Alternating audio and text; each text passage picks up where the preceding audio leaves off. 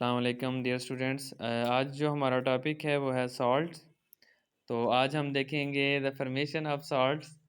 तो formation of salts में क्या है कि हमने ये देखना है कि एक सॉल्ट कैसे बनता है, यहाँ सॉल्ट की कंपोजिशन क्या है। तो सॉल्ट जब भी बनेगा वो एक प्रोसेस होगा जिसके थ्रू ये एक सॉल्ट बनता है, इसको हम कहते हैं न्यूट्रलाइजेशन प्रोसेस।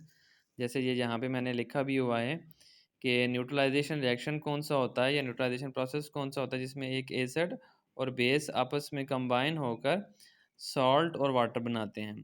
तो याद रखें जब भी सॉल्ट बनेगा वो हमेशा न्यूट्रलाइजेशन के रिएक्शन में ही बनता है और उसकी प्रोडक्ट हमेशा सॉल्ट और वाटर ही होगा। और ये अलग चीज़ है कि वो फिर न्यूट्रलाइजेशन पार्शियल है या फिर कंप्लीट है। अगर वो कंप्लीट है तो वो न्यूट्रल सॉल्ट बनेगा, जैसे ये NaCl है। और अगर वो पार्शियल होती है तो वो फिर आपका एसिडिक या बेसिक सॉल्ट बनेगा। Anyhow we are focusing here on the composition of salt.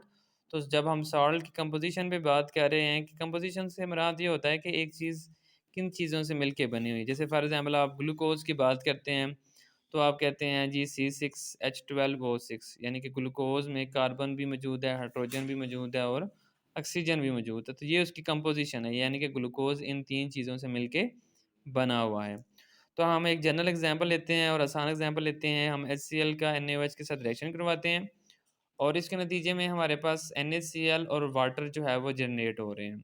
और ये हमारी कंप्लीट न्यूट्रलाइज़ेशन है, क्योंकि जो हमारा सॉल्ट बना है NaCl वो एक कंप्लीटली न्यूट्रल सॉल्ट है। अगर न्यूट्रल सॉल्ट बनता है तो कंप्लीट न्यूट्रलाइज़ेशन हुई है। अब देखें इस सॉल्ट में हमारे पास 2 चीज़ें हैं। ये यहाँ पे जहाँ पे मैं ये सर्किल की फॉर्म में शो कर रहा हूँ आपको, एक Na पॉज़िटिव होता है और एक Cl नेगेटिव होता है, ठीक है? यहाँ पे देखें जो Na पॉज़िटिव है, उसको हम कह रहे हैं बेसिक रेडिकल। और बेसिक रेडिकल क्यों हम कह रहे हैं? क्योंकि ये बेस से आया है, ठीक है?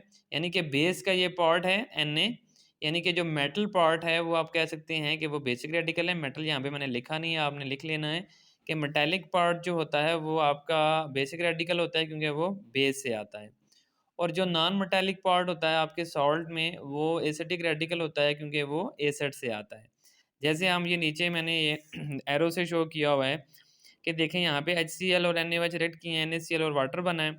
तो ये जो Na था, ये Na यहाँ से मूव किया है और यहाँ पे आपके पास सॉल्ट में Na आया है और ये Cl यहाँ से यहाँ पे आया है। इट्स मीन कि आपका जो Cl है वो कहाँ से आया है? वो आपका आया है एसिड से। तो अगर वो एसिड से आया है तो इट्स मीन वो क्या हुआ? एसिडिक रेडिकल हुआ, जो हमने पहले इधर ऊपर लिखा हुआ है। और अगर दूसरा जो पार्ट है इसका वो Na है, यानी कि मेटालिक पार्ट है, वो कहाँ से आया है? वो NaOH से आया है, वो बेस से आया है, इसलिए ये क्या होगा? ये बेसिक रेडिकल होगा। अच्छा, इसका मतलब ये हुआ कि सॉल्ट की जो कंपोजिशन होगी या सॉल्ट किस से मिलके बना होगा? सॉल्ट हमेशा एसिडिक रेडिकल और बेसिक रेडिकल के कॉम्बिनेशन से मिलके बना होता है। अब हम नीचे एक और एग्जांपल ले लेते हैं। HNO3 को आप NaOH के साथ रिएक्शन करवाएं और देखें जो Na है वो, और जो सॉरी जो आपका सॉल्ट बनेगा वो NaNO3 होगा।